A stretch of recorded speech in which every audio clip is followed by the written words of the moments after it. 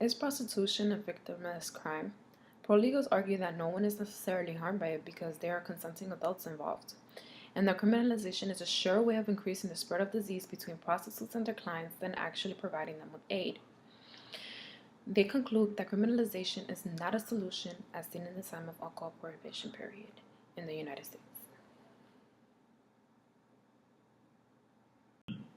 Well, con-legals say that it is a myth that no one is harmed by prostitution. The victim in prostitution is the prostitute herself. You can't ignore the fact that there are prostitutes who are forced into sadomasochistic sex scenes.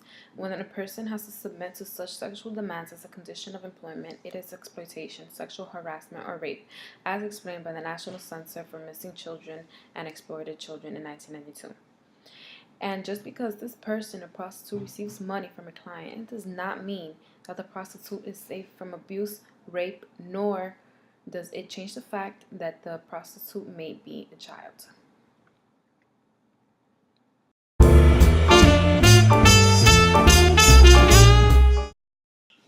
As a former prostitute, Veronica Monet explains that she chose sex work. It wasn't her first choice, but it was the best alternative available. She goes on to say that it is in fact better than being president of someone else's corporation. Many also argue that it is a free choice because they are able to choose and turn down clients as they please. They also state that abusive and exploitative brothels do not represent the entire prostitution industry.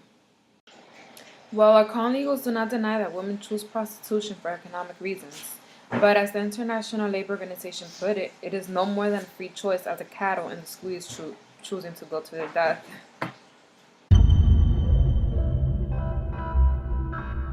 Our pros say sex work is no more or immoral than the chocolate or distilling industries. As you may know, most companies are unfair to workers in third world countries, and it is also just a job like any other. It does not encourage infidelity. A man who cheats on his wife with a prostitute could have easily cheated with anybody else. And just as scientists rent out their brains, prostitutes rent out their bodies. Well, our cons say prostitution is just evil. It is still wrong no matter how old it's been in the industry. As a prostitute, you're providing a service that involves all of you, and you are receiving a payment from someone who may not see you as a person at all, and therefore it is immoral.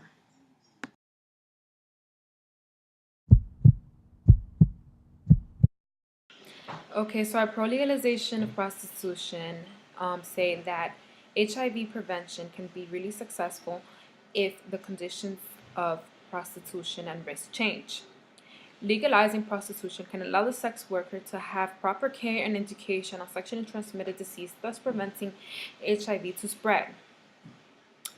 But our con legalization of prostitution say that testing for HIV every week will not help in preventing the spread of the disease.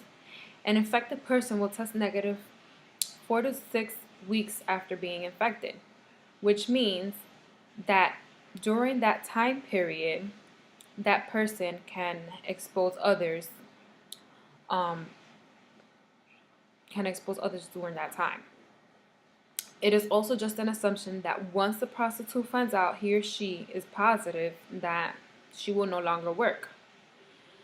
It is unlikely, and the only solution to prevent HIV is to completely abolish prostitution.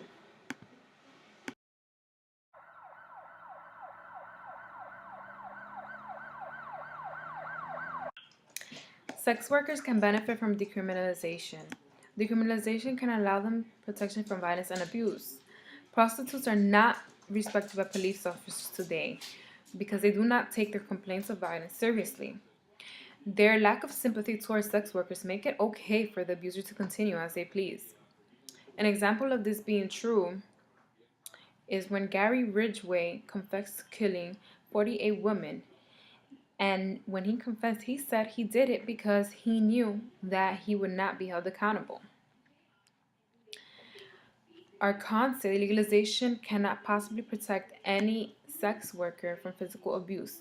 Legal or not, the likelihood of being raped on average will still be once a week.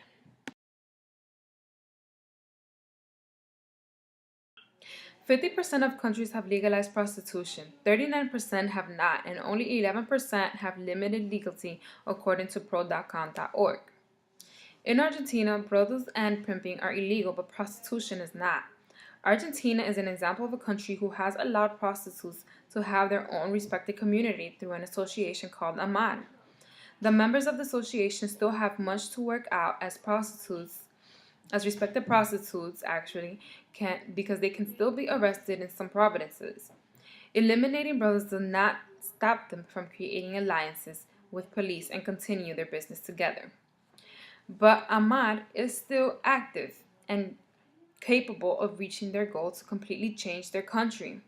Documents of their work can be seen in their website, ammar.org. On the other hand, Egypt is a country where prostitution is illegal. A prostitute in Egypt is criminalized, while the male who participated in the act can testify against her. The female is then incriminated, and that is just one of the harsh examples and consequences created by incriminating prostitutes than aiding them.